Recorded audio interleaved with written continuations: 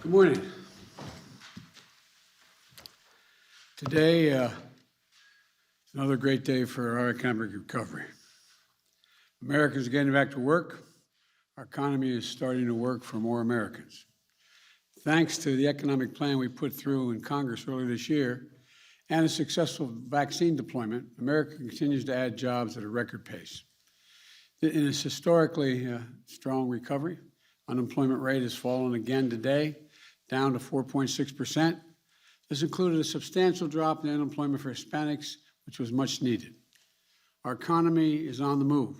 This morning, we learned that in October, our economy created 531,000 jobs, well above expectations. We also learned that job growth over the prior 2 months, August and September, was nearly 250,000 more jobs than previously thought. In total, the job creation in the first full 9 months of my administration is about 5.6 million new jobs, a record for any new president. That's a monthly average of over 60,000 new jobs each month, 10 times more than the job creation at 3 months before I took office. New unemployment claims have fallen every week for the past 5 weeks, are down by more than 60% since I took office, and are now at the lowest level since the pandemic started. And people continue to move from unemployment rolls to work. Unemployment has decreased this year by more than any other year since 1950. So any year since 1950, unemployment has decreased more in this year than since 1950. And not only are more Americans working Americans are seeing their paychecks go up. Weekly pay went up in October, with an average hourly earnings up almost 5% this year. That's more than some of the lowest paid workers in our country, men and women who work in restaurants, hotels, the entertainment industry, have seen their pay go up 12% this year. Over 5.5 million jobs. Unemployment down a record pace to 4.6%. And before we passed the rescue plan, forecasters said it would take to the end of 2023, to get to 4.6 unemployment rate. Today, we've reached that rate 2 years before forecasters thought it was possible. I would humbly suggest this is a significant improvement from when I took office, and a sign that we're on the right track. This did not happen by accident or just because. We laid the foundation for this recovery with my American Rescue Plan that Congress passed at the beginning of my term. It put money in working families' pockets. It gave families with kids a tax cut each month. It helped keep small businesses going in the dark days earlier this year. And it provided the resources needed to launch one of the fastest mass vaccination programs ever. We got more than 220 million shots in arms in my first 100 days. And we didn't stop there. In recent months, we've started implementing vaccination requirements, which have helped bring the number of unvaccinated adults down in this country from around 100 million several months ago to 60 million now. You know, that's good for our health, but it's also good for our economy. Now, vaccinated workers are going back to work. Vaccinated shoppers are going back to stores. And with the launch of the vaccines for kids ages 5 through 11 this week, we can make sure more vaccinated children can stay in school. These plans I have implemented, through these plans of economic success, the economic rescue and vaccination plans, just both of them, have made the economy the envy of the world. We're the fastest growing major economy, and one creating jobs at a faster pace than anyone. Yet, yes, there's a lot more to be done. We still have to tackle the costs that American families are facing. But this recovery is faster, stronger, and fairer and wider than almost anyone could have predicted. That's what the numbers say. But we want to make sure that people continue to feel it in their lives, in their bank accounts, in their hopes and expectations for tomorrow that's better than today. That's what it's all about. Making sure our recovery is fully felt. To determine that depends on two things that are entirely within our reach. The first, for our economy to fully recover, we need to keep driving vaccinations up and COVID down.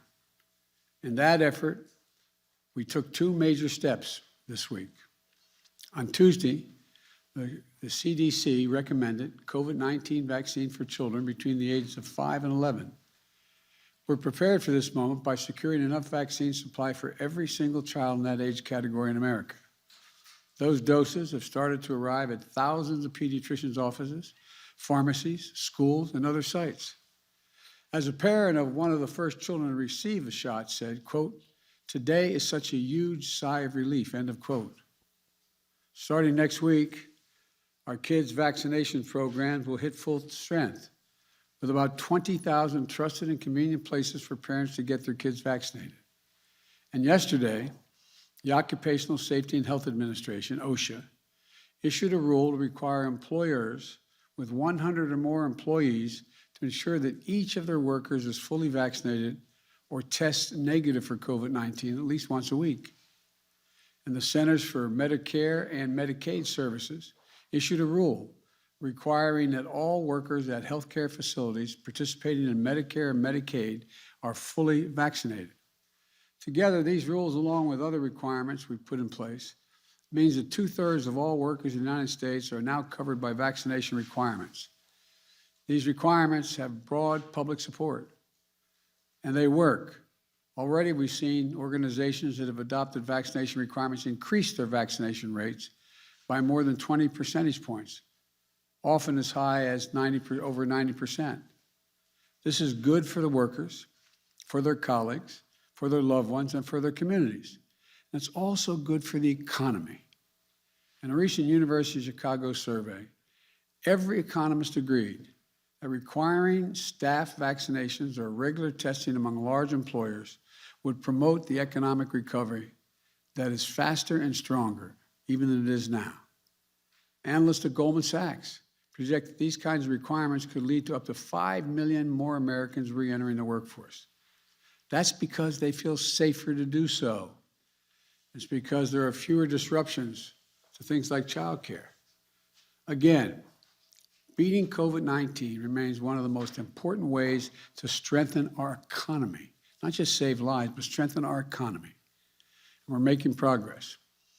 As of this week, 70% of American adults are fully vaccinated. More than 193 million Americans fully vaccinated. It was less than 1% when we took office 10 months ago. And one more piece of good news. Last night, we received promising news about another potent and potential COVID treatment, a pill developed by Pfizer that may dramatically reduce the risk of being hospitalized or dying when taken shortly after infection, if you're infected. If authorized by the FDA, we may soon have pills that may treat the virus of those who become infected. We have already secured millions of doses, and the therapy would be another tool in our toolbox to protect people from the worst outcomes of COVID. But look, it's important to remember, we need to prevent infections, not wait to treat them once they happen. And vaccination remains the best way to do that. The pandemic is not yet behind us, but within this week's announcements, vaccines for kids, more adults getting vaccinated, potential treatment for those who get sick, we're accelerating our path out of this pandemic.